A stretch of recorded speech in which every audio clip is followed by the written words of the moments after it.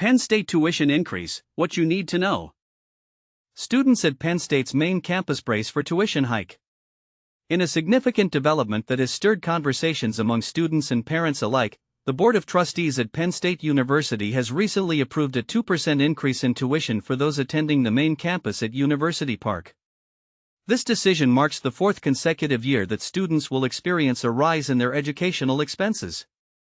But here's where it gets controversial. While the tuition hike is a concern for many, it is important to note that this increase does not affect in-state students enrolled at the branch campuses. This distinction raises questions about equity and accessibility in higher education. In addition to the tuition increase, the university's budget also reflects a nearly 2% rise in housing and food costs, further adding to the financial burden on students. This means that not only will students pay more for their classes, but they will also face higher living expenses. Moreover, the budget allocates a 3% pool for merit-based salary increases for university employees, which could spark debate about the prioritization of funds within the institution. Are these increases justified, or do they place an undue strain on students already grappling with rising costs?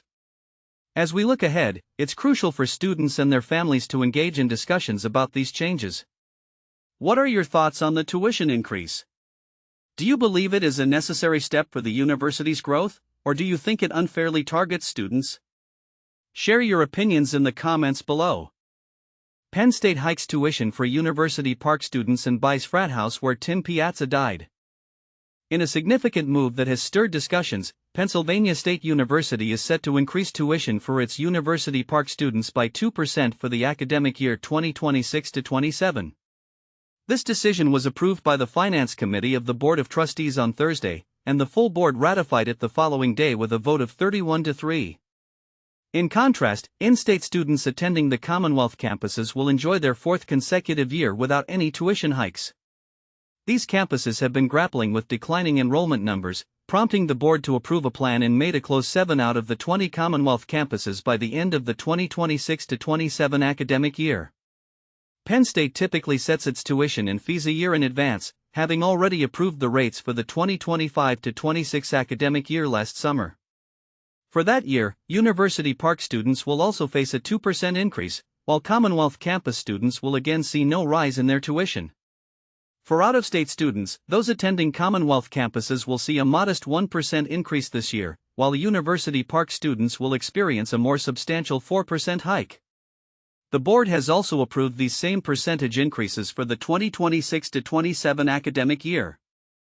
Under the new tuition rates, in-state undergraduate freshmen and sophomores at University Park will be required to pay $20,878 annually in 2026-27, a rise from $20,468 in the previous year. Non-resident undergraduates will see their tuition increase to $44,574, up from $42,860.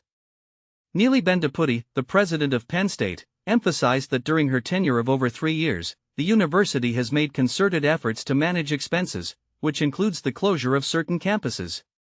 She pointed out that the university is facing inflationary pressures and is also planning to provide a 4% salary increase for graduate assistants in 2026-27, along with establishing a 3% merit-based salary pool for employees.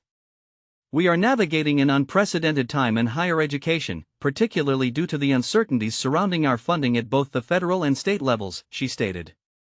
At this juncture, I must admit that I am not confident we can achieve a balanced budget without a very modest increase in in-state tuition for University Park students. Bendaputi further clarified, this decision was not made lightly by me or my team, as we understand the importance of affordable education. However, we believe this step will enable us to invest in our future and fortify our foundation. It's worth noting that Penn State is not the only institution facing the necessity to raise tuition. The Pennsylvania state system of higher education has also implemented a tuition increase for the first time in 7 years, with students expected to pay 3.6% more, although this could be reversed if the system receives the state funding increase it has requested. Similarly, Temple University recently approved a 3.6% tuition hike for both in-state and out-of-state students. The timing of Penn State's tuition increase is particularly notable as the state legislature has yet to finalize funding for colleges and universities. According to the House version that passed on Monday, funding for Penn State and 3 other state-related universities would remain unchanged.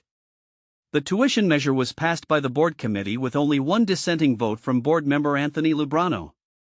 In a positive financial development, Penn State concluded the 2024-25 fiscal year with a surplus of $44 million, surpassing expectations and eliminating a projected deficit.